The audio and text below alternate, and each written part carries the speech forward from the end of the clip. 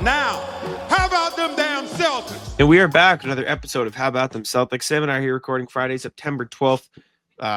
Training camp, I should say. I was about to say free agency, but that's just not what's happening. Is 2 weeks away at this point. We're right around the corner from October, from the start of the regular season, and we're here. How you doing, Sam? We're getting closer. We just brainstormed what we could do a video on today. And then I said to Jack, I was like, well, the team posted pictures of guys at the Auerbach Center. So that gives you a little bit of perspective on where we are in the summer. But the reason why that was the idea is because we do have a full show coming today. We have Celtics legend discussing the team situation right now. A former Celtics Summer League standout finds a new home. We'll go through your emails. Another former Celtic joins a rival. Glassman is not healthy. And the commissioner, foot in the mouth type of press conference. And then we'll do the rat list. We'll get out of here. It's going to be a lot of fun. Stick around through all of it. We are here every day, so subscribe.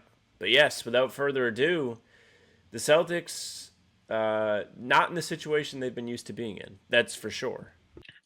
Indeed, yeah.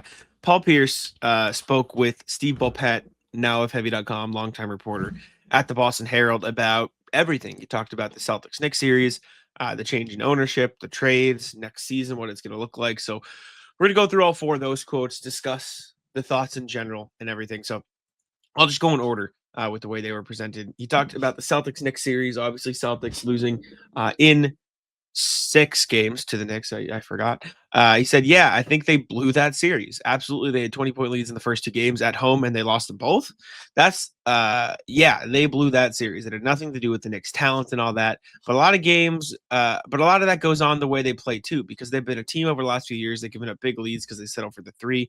You know, you live by it, you die by it. But when you win a championship, what are you going to say? What are you going to say? Tell them to play different, take it in more when this is how they won. That's who they are. So, talked about the series. Series was brutal. I mean, I'll never forget being there for both of those games. We were up top. I texted a friend when literally like they mounted their 20-point lead in the first or third quarter of game 1. And I was like, I told you this was going to be a wash. Like, these guys don't belong in the same court as the Celtics. And then it just got terrible. And then game 2, they go up again, and it's like, okay, like this is how they're gonna respond. And then they lost the game again. It was unlike anything I could have predicted. I thought they were gonna own the Knicks. They owned the Knicks all season long. Like, they got unbelievably cold at the worst. Well, maybe not the worst possible. Like, there are worse times that they could have possibly gotten cold. One of the worst possible times to get cold. And it really bit them in the ass and cost them their season. And I mean, who knows what happens to Tatum, but it could have cost them this season too. But I don't really know if the Tatum thing happens or doesn't happen. If they win those games, what difference does it make? Yeah. They still have to play game 4. Yeah, I don't think the Tatum injury has anything to do with the way the Celtics were playing in the series. It was just unfortunate the way the ball bounced, literally. I mean, yeah, they fucked it. they fucked up the series. They blew it. They lost. They couldn't make their shots. They couldn't capitalize. They weren't getting back on defense enough. It was a disaster. It was a mess. Kristaps Porzingis couldn't play, and he kept being on the court. It was just there was no excuse for it. I mean, we talked about it constantly when it was happening, after it happened, all that stuff, and yeah, I mean, Pierce nailed it on the head. The Celtics just threw up all over themselves. It just kind of is what it was, and now it's we did the video. Like, we went back and we watched all of them, all of the misses, and it was just like, well, what do you want? And they're open. They're all open. It's what it is. Pierce also talked about the changing of ownership, and kind of talked about how the business works, how the change in ownership affected change. I believe he said, you know what, that's normal. Like, think about this. When Wick and the new ownership came in there, what did they do? Trades, new coach, everything. That's sports. I don't care what type of team you got. Whenever you got new ownership, there's always going to be changes. That's what I learned in this business. I expect that. And then as far as them getting rid of Drew and Porzingis, they're trying to cut costs and things of that nature, which is understandable. They're business people too. However, he did also double down on the trades, and that maybe made it sound like he was blaming that on the new ownership, and that's not the case. He's was asked about how the trades were affected by Tatum's injury, and he said, "I'm not sure if that injury played a big role in the changes because I feel like they still would have been in the same situation even if Tatum didn't get hurt. As far as luxury tax in the second apron and all those things, whether he's hurt or not, I think they would have had to still make these decisions. But I do think it made it easier to them. Let's say, but I do think it made it easier to them. Let's say Jason's healthy and they won the championship. Then if you break it up, it's like, what are we doing? So I think it made it easier to make those moves with Drew and Porzingis and all that. So I don't think he's blaming ownership about like the trades. I think everyone just kind of understands that this was always going to happen. Although it would have been interesting to see how things would have went down had they just be coming off a two-peat. I know we kind of talked about that in the playoffs, and I kind of thought it was always going to be weird if they had won the title and then there's a new ownership that comes in and all of a sudden the team's not the team anymore. Like that might have been the only scenario where they would have just been like, that we cannot do this. Like our hands are tied. Like it would just be a terrible way to even if it was not new ownership, they could do it. This is all hypothetical. It doesn't even matter. But like we'll never know. It doesn't. Yeah, they didn't win the title, so we don't have to worry about it. But it probably would have been the only situation. Like even if they made the finals and lost, it would have just been like that was the last hurrah. Have to get under the second apron. I think they would have done it regardless. I think if they had went 16-0 in the playoffs, they still would have done it. Like think about it. Like they were doing just fine in the season, and Wick went on the radio and like basically prepped everyone for this is happening. Like there was no context anywhere else. He said no one's going to do this for the next 40 years, stay in the second apron for 3 years in a row. Like he was prepping for good or bad. Y'all aren't getting this team again next year. Be ready for it. So we'll never know, and it doesn't matter even a little bit at this point. But it just kind of felt like that was always going to happen. So, yeah, it's the business. It's the second apron. That's the penalties. Nobody wants to deal with those penalties. Now we're gonna, get a few more examples probably the next few years with teams like the Magic and the Cavs, and see if they deal with it the same way. And then we'll get some other examples to see how the Celtics handle it versus other guys. Getting to point and laugh at those teams is going to be so cathartic after having to watch players be not ripped away, but essentially ripped away from the Celtics, where they would have not traded those guys, at least not for nothing, had this not been in place. And the worst thing is going to be when they eventually change it and teams no longer get absolutely railroaded when they are putting teams together technically the right way. It's gonna suck when teams start to get away with it. And the Celtics lost. I mean, they wouldn't have been the same level this year without Tatum, but they lose a serious amount of championship contention in like a window of that because of this. Yeah. It's terrible. And then the last thing Pierce talked about is just what next season is going to look like. He said, so although going to training camp, it's going to be like, hey, we can still win a championship. I mean, every team preaches they're a championship team, whether they are or not. That's just what training camp is. But I think this is an evaluation year for us. I think you've just got to start evaluating who's going to be here long-term, who's not. I think every year is like that. When you don't win, Brown and Tatum are going to be here. Then after that, it's like we're evaluating everybody else. Who knows? I mean, you've heard whether it's Brad Stevens or Mike Zarin at every press conference say, yeah, we're building around Brown, Tatum, White, Pritchard. Like that's been the four. I think Hauser should be lumped into that. I think he's on too good of a contract and is too good of a shooter. I mean, I've said that all summer. I think you have a chance to add Nemi to that list as at the very least a high level backup if he plays well this year. I think guys like Shireman and Jordan Walsh are still young in their careers and trying to prove that they can be like that. And I think there's a chance. And then past that, it's really like, can you get anything out of Ugo? Can you get anything out of Luka Garza? Is Chris Boucher more than just a one-year stopgap player? Is Josh Minot anything that can play long-term? How do the two-way guys look like? Is Anthony Simons a good fit long-term? Or are we going to be willing to pay him and stay over that tax line to keep him on board? Like there are some decisions too. And we talked about it in yesterday's video about do they deduct the tax and trading Anthony Simons? Like, unfortunately, next summer, it's probably going to be, if they do keep Simons through the season, you're going to weigh, like, is it worth paying him and getting back over the second apron to keep Anthony Simons on board? Because, like, that's unfortunately just going to be the conversation that's had. Do we do that or do we sign two other guys who we think are maybe better fits? And you're just going to see a lot of like those conversations happening, I think. And I think to build off the Simon's point, then I'll go back and talk about the evaluation stuff because I think that's very real.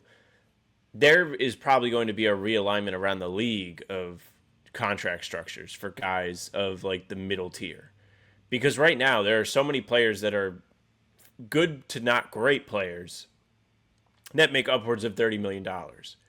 And for some teams, that's fine. Like it works for somebody like Derek White, who is probably in the upper echelon of that, which is why it works.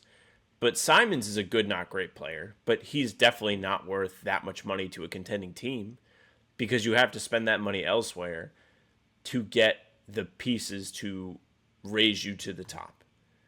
And with the CBA, you're just not allowed to spend willy-nilly anymore, and it's going to hinder. That is going to keep guys from getting paid that may not necessarily deserve it as much as others, and it's going to lead to a big change in the NBA with just free agency. Like, you talk about like other free agents, I'm interested to see who actually hits the market because our team's going to stop extending guys. Maybe. Like, you might not see as much. Guys will be like, I want this much money.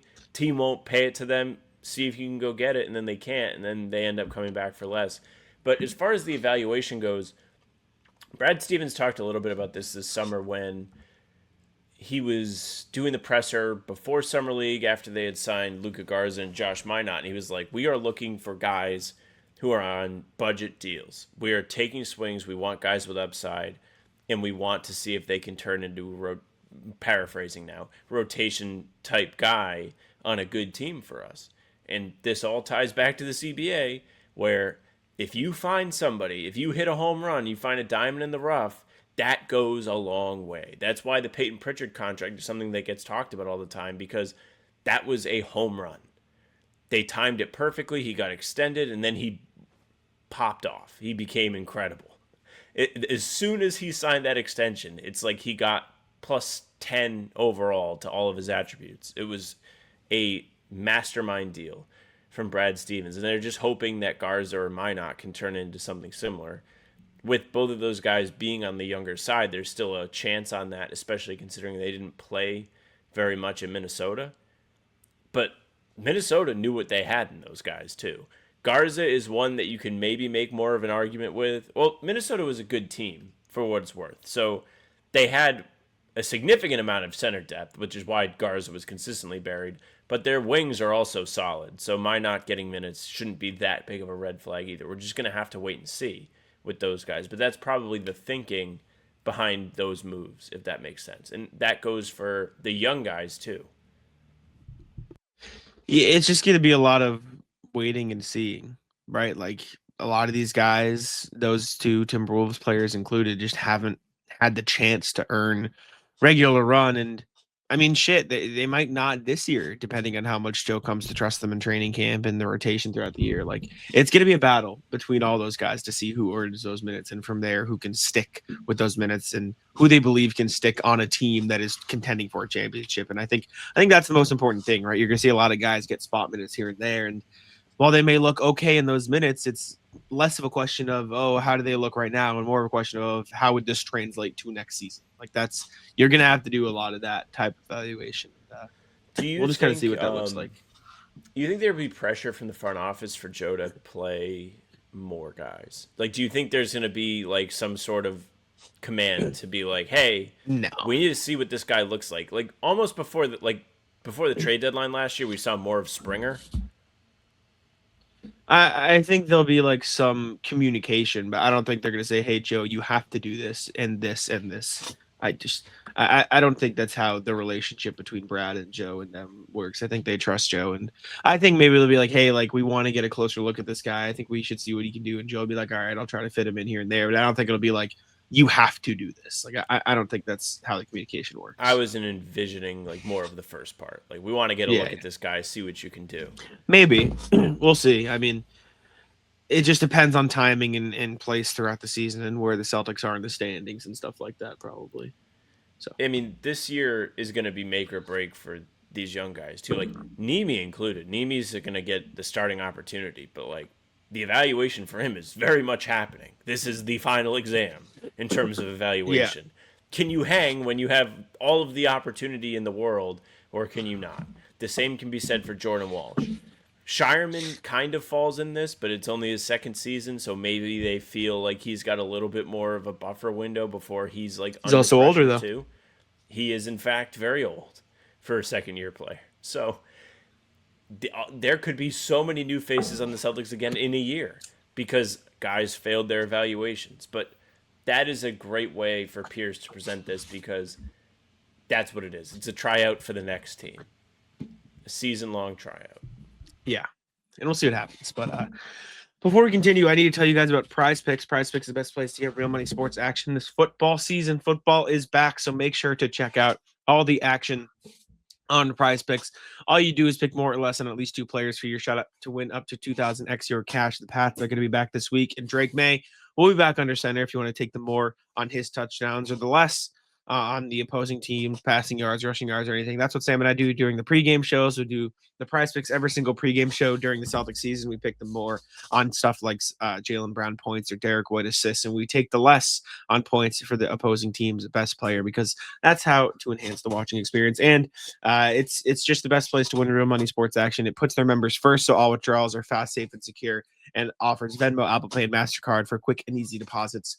So you just make your picks very quickly. App's easy to use. Create a lineup, pick more or less than a few player stats, and you have your shot to win. Make sure to go on over to Prize Picks and check it out. And when you do, download the app today and use code CLNS to get $50 instantly after you play your first $5 lineup. That's code CLNS to get $50 instantly after you play your first $5 lineup. Prize Picks, run your game. Okay. Last Celtics thing. Charles Bassey, who was a fan favorite at Summer League with the Celtics, has signed an Exhibit 10 deal with the Hawks. Earlier this summer, Noah Denzel reported that he would have liked to sign with the Celtics and that it was still on the table, but unfortunately, for Bassey and for all the Celtics people who thought he would have been a good fit, me included, didn't happen. Now in Atlanta with Kristaps. Really weird that they didn't sign him, right? Like, maybe they didn't like something about his attitude, or there had to be some hang up at Summer League because there's been just a glaring hole that needs to be fixed with this team. And is he the fix? No, but he certainly gives you more depth. He gives you another option. Like, even like if somebody gets hurt, you need an extra body almost. Like, do they have? Let's see. They have Nemi, Luka Garza, Chris They have Boucher, 5 who's centers. like a pseudo 4-5. They have 5 Tillman guys and who can play Amari. center on the roster. Yeah. Like, and listen, The problem I'm not is saying they're all at the same level, and that level is not very good. Charles Bassey is also probably at that level, though. Unfortunately, like it's not like you're getting a significant step up. And listen, I was one of the guys at Summer League who said they should sign this guy. They need to sign this guy. He's good. He can play ball, and I stand on that. He's a good basketball player. I think he deserves a shot in the NBA. But I don't think we can ignore the fact that like it's not like the Celtics are the only team that didn't sign him. There's a reason he played Summer League with the Celtics. Yeah. He hadn't played Summer League in 2 seasons. Like, teams just weren't itching to get their hands on this guy. And do I think it's fair? No, I think he can hoop. I think he's a good rebounder. I think he's a pretty good interior defender. He runs the pick and roll well. Everything we saw in Summer League was good. But then again, it was also just Summer League. And it's also important to note, you just mentioned, like, what if you gets hurt? What if someone gets hurt? What if you need depth? Charles Bassey hasn't played 40 games in an NBA season. Or 50, it's something like that. Or 50 games in an NBA season. Like, he is the guy. He is the guy that would have gotten hurt. He is the guy that you were worried about for the depth. Like he is the person who would have you would have needed depth behind. His 4 seasons in the NBA, 23 games with the Sixers, 35 with the Spurs, 19 with the Spurs, 36 with the Spurs. Like he's never played more than 23 games, 7.3 minutes, 35 games, 14.5 minutes, 19 games, 10.8 minutes, 36 games, 10.4 minutes.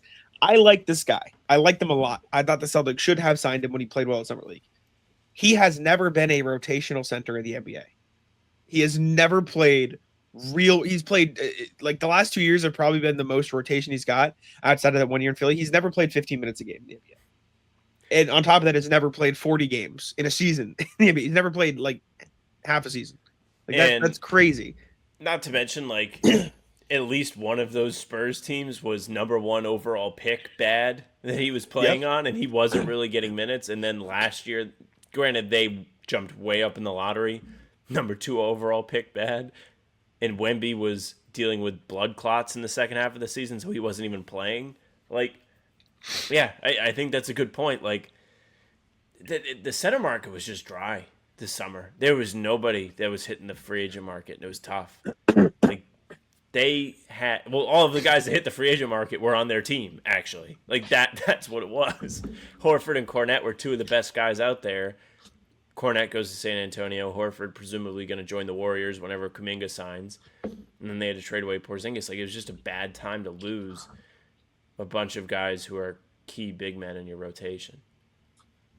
The most minutes he's ever played in a single NBA game is 27 this past year.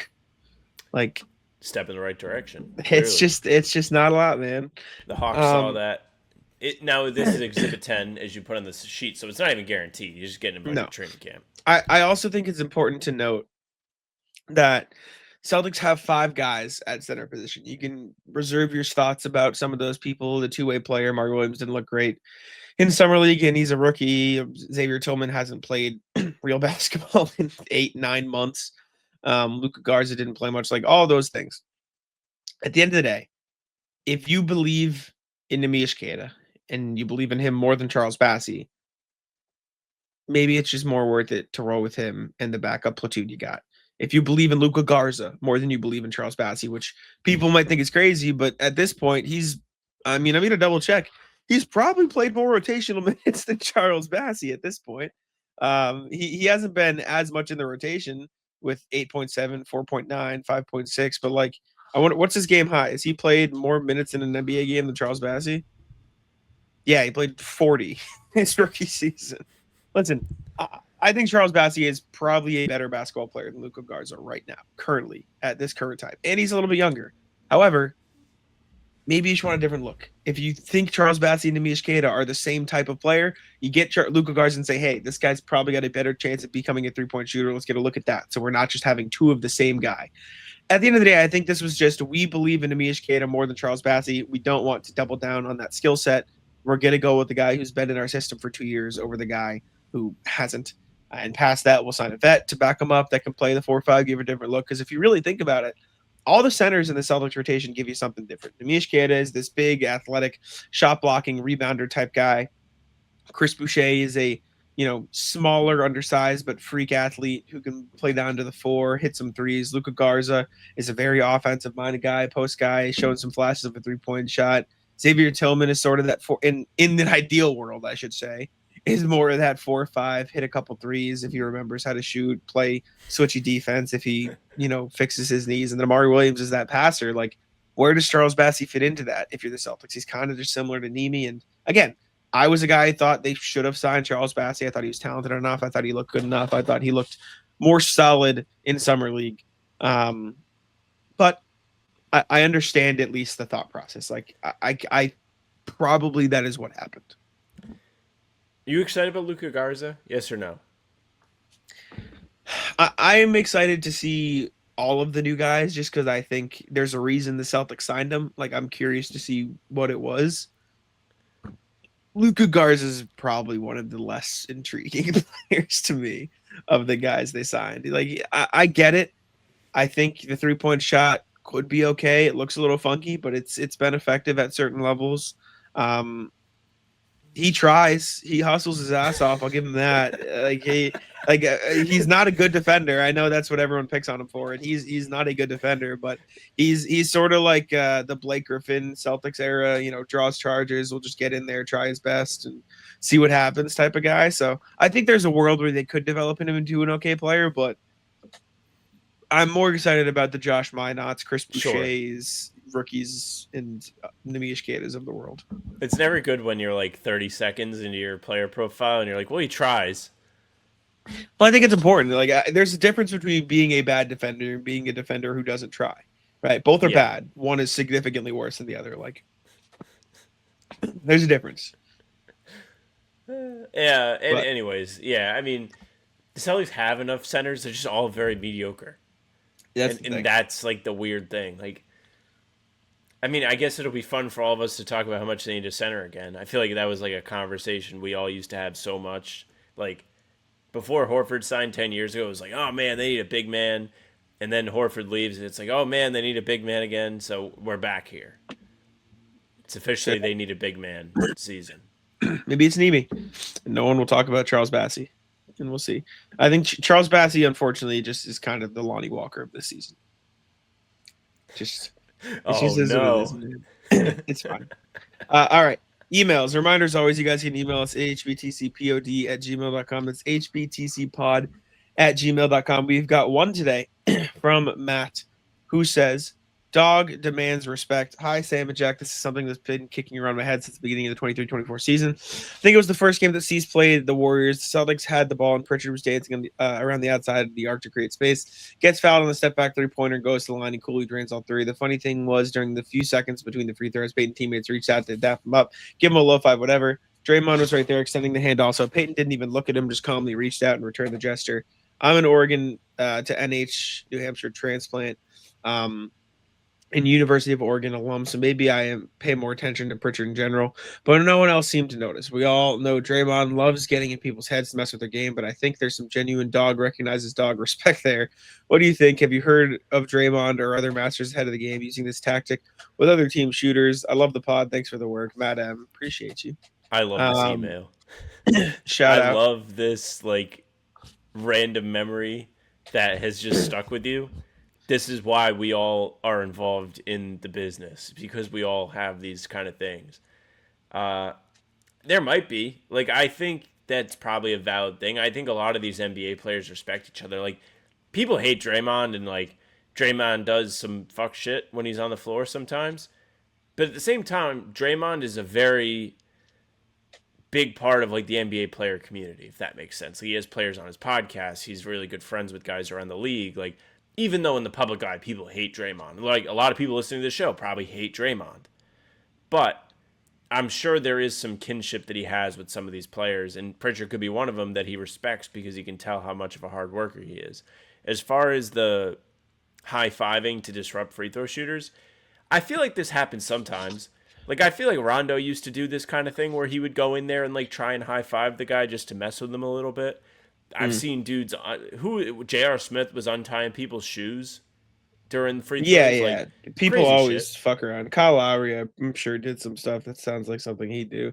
Draymond was probably just trying to fuck with Peyton and distract him, and Peyton was just like, whatever, I'll just give you a high five. It doesn't matter to me. Listen, I've talked about it a lot. I'm very excited to see what Peyton Pritchard does next year. I think he should start. I think he should be the second, third scoring option for the Celtics this season. I think he is going to take an equally large leap. Like what? He went last year when he won the Sixth Man of the Year. He went from averaging scoring average 10 to 14. So he added a few points. I think you add a similar number, you get up to 18, 19, 20 points a game. I truly don't think that's out of the question last year. You consider the level Peyton Pritchard scored at 14 points a game, and he only took 11 shots, like only took one free throw a game. Like that's the place he could really get it up there. He's going to be on the court a lot more. He only played 28 minutes a game last year. Probably going to be up around that 32, 34 mark, in my opinion. I think he'll be playing a lot because he's a dog.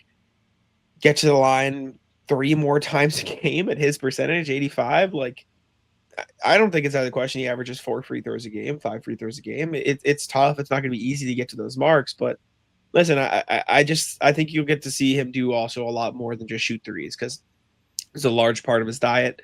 7.8 out of his 10.8. I think you could get those up to like 16, 17 shots a game on 10 threes a game, which sounds crazy, but probably not. And I think we're going to see some very drastic improvements across the statistical plane for Peyton Pritchard, and I'm very excited to watch it unfold. So we'll see. Thank you, Matt. Appreciate you for the email very much. Yep. Thanks for tuning in. NBA section. Malcolm Brogdon, former Celtics Sixth Man of the Year winner, like Peyton Pritchard, has signed with the New York Knicks. Knicks also signed Landry Shamet, brought him back, filling out their roster now.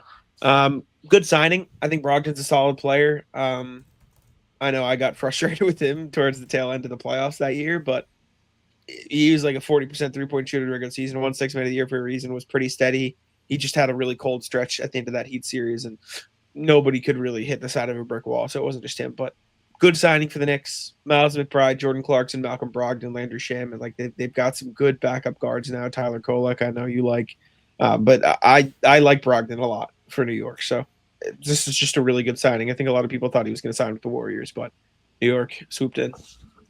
Yeah, I mean, look, anytime you get somebody for nothing that is a quality player, it's going to be a win for you. Like, this is a low risk play for the Knicks. Like, they are not over the second apron after doing this, unless SpotTrack hasn't updated since the signing just came out this morning. They're still like $1.5 million below it. And I would assume that that's accurate. Like, I feel like they would not be putting themselves over the second apron with some end of the roster signing this late in the summer. I just don't think they would. So the fact that they have added as much depth as they have without doing so is very impressive. And Jalen Brunson and whatever tree planting endorsement he has on the side of his contract deserves a lot of credit in that too.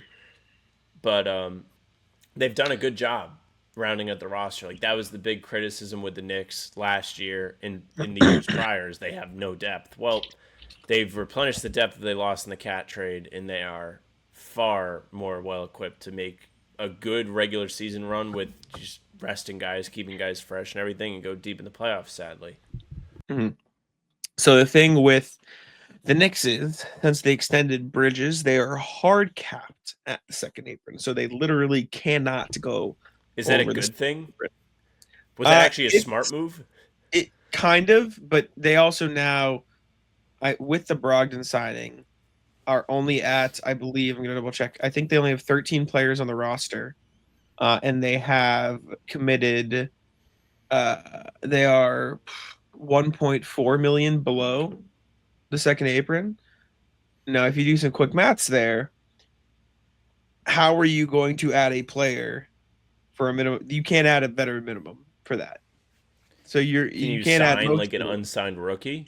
It has to be an unsigned rookie. That is literally the only way the Knicks can legally fill out their 14th roster spot. So they're fine. There are options for them to do that. They've got a couple guys they haven't signed yet.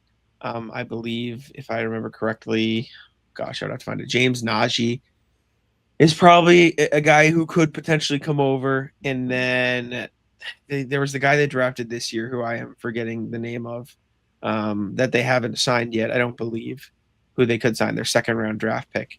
So there are options for them to fill it out, but it is kind of a good thing, I guess, because you won't have to pay the second apron tax, or you won't be the second apron for a year. But it also just makes it a lot harder to fill out the bottom of your roster effectively, which is why it's all the more important for them to get a guy like Brogdon. Although it doesn't make a ton of sense to me. I feel like they should have signed a wing, because now their depth behind their starting lineup plus Mitchell Robinson is Yabusele, McBride, Brogdon, Clarkson, Kolek, and Hutporty. So there's just no forward. So if all you guys out there thought them bringing on board, and Shaman, I should say. Actually, Shaman might bring them to 14. Regardless, all you guys out there who thought Tom Thibodeau leaving means those guys aren't going to play a million minutes, they might just have to. They might have to play a lot of minutes anyways. So we'll see. I'm rooting for him to lose. Hope they go 0-82. That'd be lovely. Shaman might actually bring them to 14, but I don't really understand how that's going to work because of the cap, but we'll see. I know they have to do some cap gymnastics. I think they have to sign one of these unsigned guys in order for it to work because of the way they were and being hard capped and such. They also have yet to fill out any of their two-way spots. That could be another important place for them to hit on a couple of guys who could give them rotation minutes throughout the regular season. So we'll have to wait and see what the Knicks decide to do as the year goes on. But yeah, Brogdon signing is some stuff from training camp. That's for sure. Yeah, exactly. They'll figure some stuff out. But last NBA thing. Anthony Davis, this is per Mark Stein of the Sign Line, not healthy yet. Mark Stein reported, based on everything I'm told, he's not fully back in the court yet. He can't be fully back in the court yet. When training camp practices start on September 30th, will AD even be ready to practice at that point? We don't even know that yet. Is AD going to be ready on opening night? October 22nd ain't that far away. There's so many questions. So don't really know. Hurt with? Is it oblique? Oh, man. Is it still that? Dude, I don't know. Anthony Davis injury. Let's see. Because he played for Dallas in the playoffs or in the play-in. Anthony Davis suffered a detached retina. Oh, So I that do remember that. that stinks. That's you know what? You got that one, AD. That's all you, man. You'll figure that out. I'm not gonna judge you for that one. That stinks. That's brutal. How does that if it's Porzingis, are you judging him? No. Dude, detached retina? Are you fucking kidding? Eyes That's freak a me out. crazy thing to suffer. The crazy part about that is you can't even like rehab it. What do you do? Like, do you just You like should look wait. back and forth and You should try? blink a lot. You Yeah. should blink over and over and over again until something happens. Well, that's Uh, bizarre. That doesn't help the Luca trade. That's for sure. No. The main, I mean, getting Cooper Flag certainly helps, but the main superstar that you got back from Luca has gotten hurt, significantly hurt twice in the what, like 5-ish games he's played for the Mavericks. He played the first game, hurt himself, then came back at the end of the season, and then hurt himself again in the play-in game.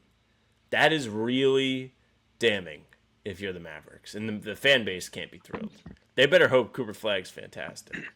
I was gonna say at least they have some light at the end of the tunnel with Flag. Also extended PJ Washington for a great number, so good for them. What was the number? I saw 22, it. 25? 22 a season, I think. Yeah, it's pretty good. Not bad, not bad. Maybe 25. It was like 4 years, 90. So I think it was a little. I think it was like 22, 22.5. Good number. PJ Washington, damn good player, really good player. Okay, last thing. Adam Silver recently had a press conference and was asked about people watching the league and was basically like your people getting priced out of watching the league or coming to games and stuff because it's on a bunch of different streaming platforms and tickets to games are getting higher. And he was basically like, yeah, I mean, there's plenty of ways for people to watch it. And if you can't watch it, it's a highlight driven league anyway. So go watch the highlights, which just sucks. It just sucks. And then I saw a bunch of people on Reddit being like, yeah, he's kind of just screwing US fans because international fans just get league pass and it's $90 for every game, including the playoffs, which is a phenomenal deal and just sucks. It's just a shitty thing for him to say, a shitty, platform. I get it. Trust me, I get it. It's how they make money. It's how the players make the money. It's how the league makes money. It's selling the rights to TV companies and stuff. But saying if you can't afford it, don't watch is kind of sucks. It just kind of sucks. It sucks, and also like for the U.S. fan, League Pass is brutal because it's not brutal if you are a transplanted person where you don't live where you grew up or where the team you like plays. Because if you like live in California and you want to watch the Celtics, you just get League Pass. You're all set. You don't even really need cable. You probably need it for the national TV games, which is the difference between that and the international fan. But yeah, I mean, the local people, we gotta have everything. I gotta have YouTube TV. Now I gotta have Amazon. Peacock I might need. I don't know. I did see people last year getting hyped for Peacock and being like, you can actually get NBC Sports Boston games on Peacock now, which is good. But we're going to see how effective it. We'll learn more as the season goes. But anyways, people online were kind of surprised by this. They're like, damn, like, can't believe he would say this. It's like, really? You don't think the guy that has been letting Nike pump out different uniforms every single year so they can sell merchandise would be like, man, I'd really hate to make more money. And the fans deserve better. Like, they don't care about the fans. I think that's a little different. Different. It's in the this is a personal category. The jerseys are a personal vendetta for you. Most people don't give a fuck about the jerseys. Saying don't watch the games, watch the highlights if you can't afford it is very different from doing new jerseys. Don't connect those two things. That's just because you don't like jerseys. I mean, Silver has been a money man since he joined. Like he did the play-in so he gets make more money. The players the uniforms, money men too. Everyone wants to get paid more, but saying like it's making a bunch of what new happened jerseys, to the love of the game? Shut the fuck up. Making a bunch of new jerseys and creating a new tournament to like he added a game. He gave people another game to watch. Is like now you gotta pay for it. You're gonna pay to see that fucking game. Unfathomably different than saying if you can't afford it, don't watch. Like those are not even close to the same thing. He knew what he was doing. It was the wrong place, so he could say that. No. All right, Rattless, what do you got? Man, so today's Saturday or Sunday as you're hearing this.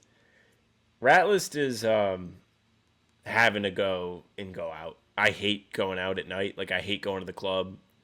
Girlfriend's got me going to the club on Friday. Someone's birthday, we got to go. It's terrible. Like, I agreed to go before I knew that was part of it. Like, I feel like I was conned. Like, I feel as bad as Steve Ballmer did when he found out that they were doing the Kawhi thing. It's the same thing. It's horrible. I can't remember the last time I went to the club. I'll go to like a bar. Or what is the club to you? What do you mean the club? What, Like, you're in a is this- fucking basement. There's a billion people. There's music. I haven't been there in a while. Every once in a blue moon, it's fine, and I'll do it. But I haven't been in like a year plus. I went to the bar. I get it. I understand. I did go to the bar with my girlfriend and her friends the other week, and we made up a game to make it fun. So each of us picked a guy's name and a girl's name. So, example, I picked Anna and I picked Mike, and everyone picked those names, and we just asked people around the bars what their name was, and every time your name was told back to you, you got a point. So we'd just be like, "Hey, what's your name?" And if you said one of our names, point. And we the whole night we were in the streets yelling. I was just yelling, "Mike, Mike," and seeing if anybody turned to get the name. And you know what? It made the night a lot more fun than what it would have been. I'm gonna go and sulk.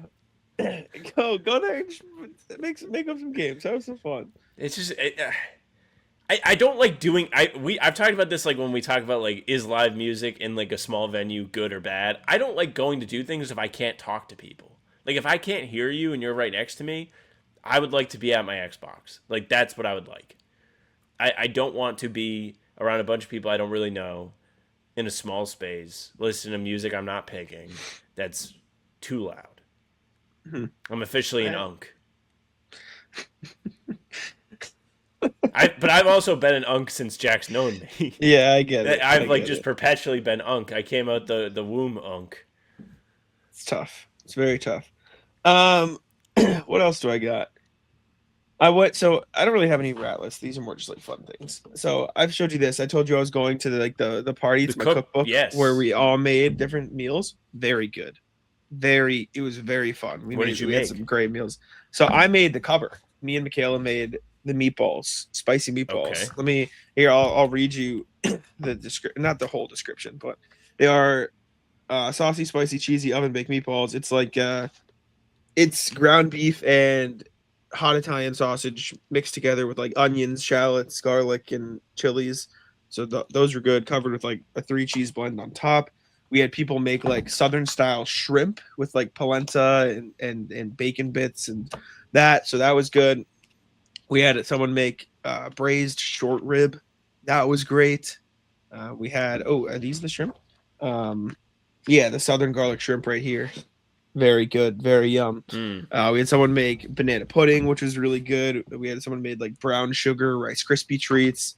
It was a very tasty night. And then we made shallot bread too. Instead of garlic bread, we used like onions and shallots, and we used some garlic too, but cheesy shallot bread.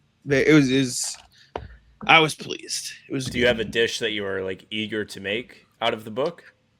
No, I kind of just flipped through. There was one, actually I did. When I first bought the book, there was one that I eyed, and I was like, I gotta make this.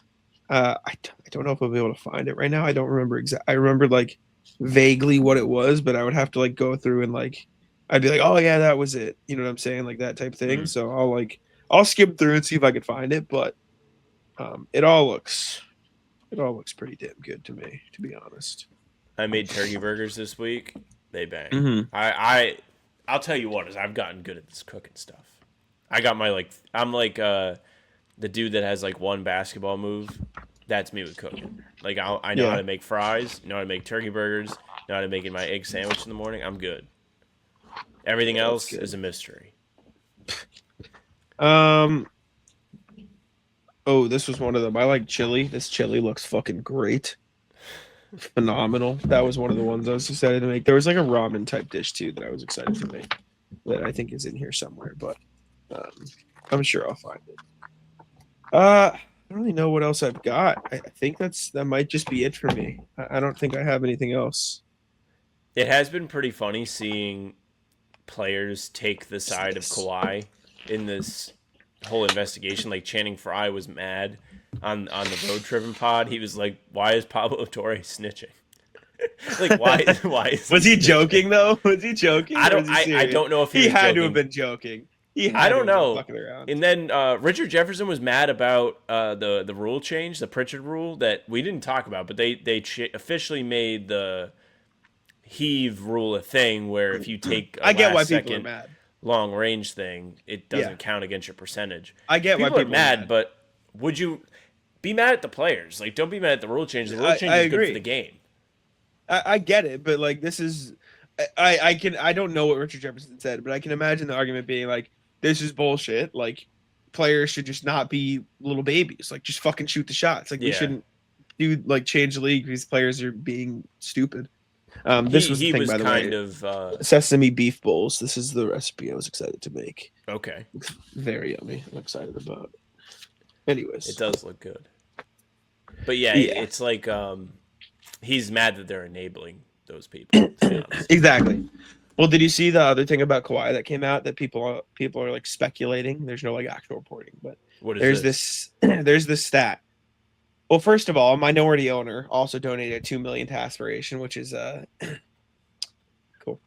But it was This is like this the past. planet, dude. I think it was people are this hating. past season, or maybe the season before. Before, so one of his payments through Aspiration was delayed. Before the Oh, delayed payment, he yes, played I in did like see this. 17% of the games, and after the payment was completed, he paid in 80% of the games. Which there's other people saying like, well, he was also coming off a torn meniscus, so probably was a ramp up process. But also interesting, just interesting. It is pretty funny that like Excuse from me. Kawhi's perspective, he knows everything. He knows what was done, what wasn't done.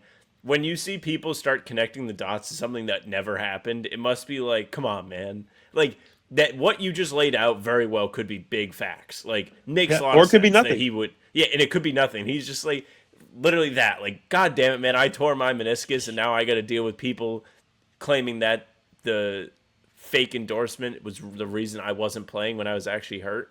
But I suppose that's Imagine the risk you run when you take $28 million for when you free. do illegal stuff. I mean, Yeah. imagine if all this time Kawhi could have been on the court for most of the games, but he was just waiting on payments. Yeah, like he's actually All not these injury prone years. at all. Yeah. He's never been injury prone. He's just not getting paid sufficiently. No. Oh man. That's all I got though. I don't have anything else. Yeah, I'm good. I don't have anything else. Nothing else for me. Cool. In that case, appreciate y'all for tuning in. Make sure to leave a like, subscribe, and I'll let Sam take it out. Hey, thank you very much for listening and watching. Make sure you leave a like, subscribe, comment. Tell us how you're doing. Mid-September here. We're getting there. We're almost to training camp, so subscribe. We are here every single day. Full pods drop Tuesday, Thursday, Sunday. Game recaps drop the morning after each game once the season's back, and other videos are here in between. To keep you up to date with all things Celtics, you can find the two of us on Spotify and Apple too. All pods and recaps are there. So if you just want those, go ahead, follow. They'll go right to your feed. Leave a 5-star review. We'd appreciate that very, very much. You can email us, hbtcpod@gmail.com, or read them every single time we do the show. Shout out to Matt. Sent in an email today. Big shout out to him. hbtcpod@gmail.com. Our socials are at How About Them Cs for Twitter, Instagram, and TikTok. Facebook's the name of the podcast. All streams are there. They're on YouTube. They're on Twitter. Jack's Twitter's Jack's1NBA. Mine's at Sam LaFrance NBA. That's it for us. Chick Taco. Come on. Tacos. Taco.